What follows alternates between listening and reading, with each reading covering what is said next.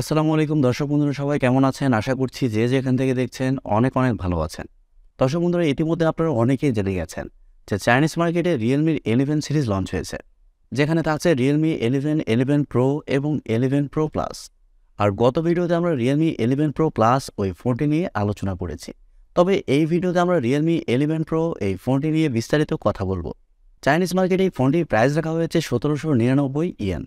আর এরকম প্রাইস পয়েন্টে এই ফোনটি অফার করছে মিডিয়াটেক ডায়মেন্সিটি 7050 চিপসেট এবং আরও থাকছে 100 মেগাপিক্সেলের ক্যামেরা সেটআপ, পাশাপাশি থাকছে কার্ভ অ্যামোলেড প্যানেল। সো সব কিছু মিলে এই ফোনটি আসলে কেমন হবে? আর ফোনটি যেহেতু অলরেডি চাইনিজ মার্কেটে লঞ্চ হয়েছে, সেহেতু এই ফোনটি আমরা বাংলাদেশ সহ ইন্ডিয়ান মার্কেটে কবে পাবো এবং এই ফোনটির প্রাইসই বা কেমন হতে পারে, এই সবগুলো বিষয় নিয়েই কথা বলবো। সো চলুন বেশি কথা না বাড়িয়ে শুরু করা যাক আজকের ভিডিও।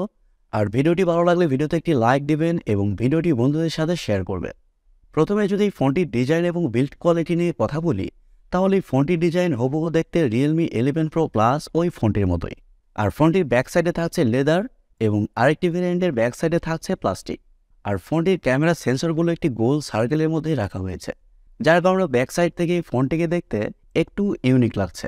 ফোনটির থিকনেস করা হয়েছে 8.2 মিলিমিটার এবং ওজন করা হয়েছে 183 গ্রাম। তার মানে বুঝতেই পারছেন এই ফোনটি একটু লাইট ওয়েট, তবে যথেষ্ট মোটা। তবে সবচেয়ে খারাপ লাগার মতো বিষয় হচ্ছে ফোনে আপনারা 3.5 মিলিমিটার হেডফোন জ্যাক পাচ্ছেন না। আর সিম কার্ডের পাশাপাশি এখানে মাইক্রো এসডি কার্ড ব্যবহারেরও সুযোগ থাকছে না।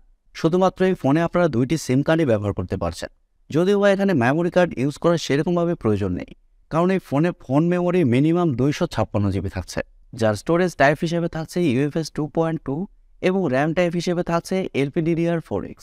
আর ফোনটি আপনারা মার্কেটে 3টি কালার ভেরিয়েন্টে পেয়ে যাবেন, ব্ল্যাক, গ্রিন এবং গোল্ড। সো ওভারঅল সব কিছু মিলে এই ফোনটির ডিজাইন ল্যাঙ্গুয়েজ আপনাদের কাছে কেমন লেগেছে কমেন্ট করে আপনাদের মূল্যবান মতামত অবশ্যই জানাবেন। ডিসপ্লে নিয়ে কথা বলতে গেলে এই ফোনে থাকছে 6.7 ইঞ্চির একটি অ্যামোলেড প্যানেল। আর এই same display setup Realme 11 Pro Plus ওই ফোনটিতেও ব্যবহার করা হয়েছে। এই ডিসপ্লেতে আরও থাকছে 1 বিলিয়ন কালার সাপোর্ট এবং HDR10+ সাপোর্ট। আর আরেকটি ভালো ব্যাপার হচ্ছে ফোনে থাকছে ইন ডিসপ্লে ফিঙ্গারপ্রিন্ট সেন্সর, যা যথেষ্ট ফাস্ট এবং অ্যাকুরেট। এই ডিসপ্লেটি হচ্ছে ফুল এইচডি প্লাসের একটি ডিসপ্লে, যার রেজুলেশন হিসেবে থাকছে 1080x2412 পিক্সেল এবং আরও থাকছে 394 ppi ডেন্সিটি। আর মজার ব্যাপার হচ্ছে এই ডিসপ্লেতে ব্যবহার করা হয়েছে 120 হার্টজের রিফ্রেশ রেট। এর কারণে ডিসপ্লে টাচ রেসপন্স খুবই ভালো হবে এবং আরও থাকছে 950 নিটস পিক ব্রাইটনেস। সো বুঝতেই পারছেন ডিসপ্লেটা যথেষ্ট ব্রাইট হবে। ডে লাইট কন্ডিশনের ডিসপ্লেতে ব্রাইটনেসের ঘাটতি ফিল করবেন না। আর অ্যামোলেড প্যানেল হওয়ার কারণে ডিসপ্লেতে যে কোনো কন্টেন্ট প্লে করলে শার্পনেসের ঘাটতিও ফিল করবেন না। ডিসপ্লের কালার কোয়ালিটি খুবই ভালো হবে।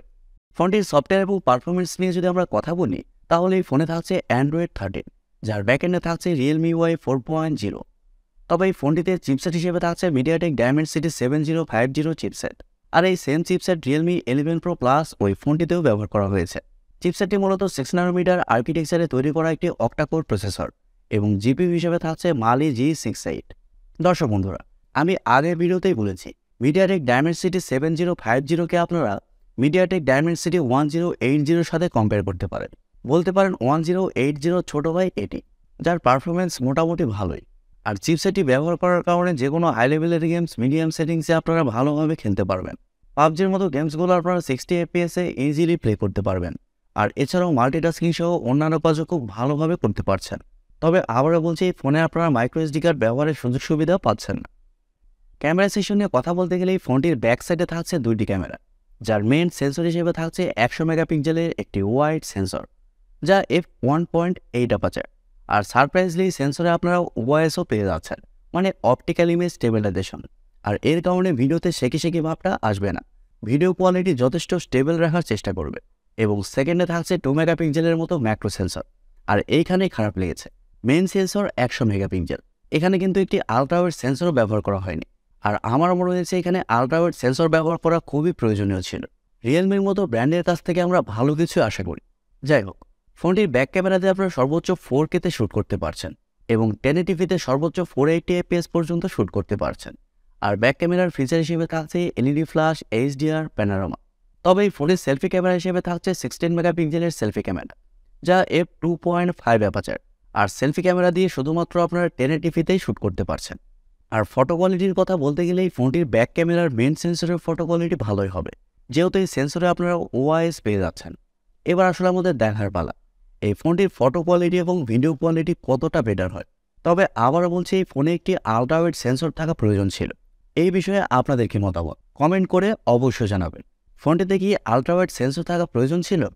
এই ফোনে আপনারা ওয়াইফাই, ব্লুটুথ, জিপিএস এর মতো আরও অনেক ফিচার পেয়ে যাচ্ছেন এবং ইউএসবিতে থাকছে ইউএসবি টাইপ-সি 2.0। আর ফোনটির আরেকটি ভালো দিক হচ্ছে এই ফোনে থাকছে স্টেরিও স্পিকার সিস্টেম। এর কারণে ফোনটির অডিও কোয়ালিটিও খুবই ভালো হবে। ফোনটির ব্যাটারি এবং চার্জার নিয়ে কথা বলতে গেলে ফোনে থাকছে 5000 এমএএইচের একটি ব্যাটারি এবং চার্জার হিসেবে থাকছে 67 ওয়াট। আর এই চার্জার দিয়ে ফোনটিকে আপনারা খুবই দ্রুত ফুল চার্জ করতে পারবেন। আর ফোনটির চিপসেট যেহেতু পাওয়ার এফিশিয়েন্ট, এর কারণে এই ফোনটিতে আপনারা ব্যাটারি ব্যাকআপও খুবই ভালো পাবেন। নর্মাল ইউজে এই ফোনটি আপনারা 1.5 থেকে 2 দিন খুব ভালোভাবে চালাতে পারবেন। তবে আপনি যদি হেভি ইউজার হন, তারপরও সারাদিন এই ফোনটি আপনাকে ব্যাটারি ব্যাকআপ দিবে। এবারে কথা হচ্ছে ইন্ডিয়া সহ বাংলাদেশের মার্কেটে এই ফোনটি আমরা কবে পাবো। দর্শক বন্ধুরা, প্রথমে বলেছি অলরেডি ফোনটি চাইনিজ মার্কেটে লঞ্চ হয়েছে, আর আগামী 1 মাসের মধ্যেই ফোনটি আপনারা ইন্ডিয়ান মার্কেটে দেখতে পাবেন। আর বাংলাদেশের মার্কেটে ওই ফোনটি আপনারা 1 থেকে 1.5 মাসের মধ্যে আনঅফিসিয়ালি দেখতে পাবেন। তবে অফিসিয়ালি ফোনটি কবে আসছে এই বিষয়ে শিওর করে কিছু বলতে পারছে না, কারণ রিয়েলমি বাংলাদেশের মার্কেটে রিয়েলমি 10 সিরিজই লঞ্চ করেনি। সো বুঝতেই পারছেন রিয়েলমি 11 সিরিজের কী অবস্থা হবে। ইন্ডিয়ান মার্কেটে এই ফোনটির বেস ভ্যারিয়েন্টের প্রাইস হতে পারে 20 থেকে 21,000 রুপি, আর বাংলাদেশের মার্কেটে এই ফোনটির প্রাইস হতে পারে 28 থেকে 30,000 টাকা। আর এরকম প্রাইস পয়েন্টে এই ফোনটি যা অফার করছে তা খুবই ভালো একটি চিপসেট এবং ভালো ডিসপ্লে সেটআপ। তবে ক্যামেরা সেকশনে একটু খারাপ লেগেছে। তাছাড়া ওভারঅল এই ফোনটির ডিজাইন, ব্যাটারি, ডিসপ্লে সবকিছুই ঠিক আছে। সো আমার মনে হয় আপনারা যদি মিড বাজেট সেগমেন্টে একটি পাওয়ারফুল ফোন নিতে চান, যেখানে আপনারা ধুমায়া গেমিং করতে চান, তারা এই ফোনটির জন্য ওয়েট করতে পারেন। তবে ক্যামেরার জন্য নিলে অবশ্যই অন্য ফোন দেখা উচিত। প্রিয় দর্শক বন্ধুরা, এই ছিল আজকের ভিডিওটি আপনাদের কাছে কেমন লেগেছে কমেন্ট করে অবশ্যই জানাবেন। আর ভিডিওটি যদি সত্যিই ভালো লেগে থাকে তাহলে টিপটেকটুব চ্যানেলটি সাবস্ক্রাইব করবেন এবং ভিডিওতে একটি লাইক দিবেন। সো আজকের মতো এই পর্যন্তই। দেখা হবে পরবর্তী কোনো নতুন ভিডিওতে। সবাই অনেক অনেক ভালো থাকবেন এবং সুস্থ থাকবেন। খোদা হাফেজ, টাটা।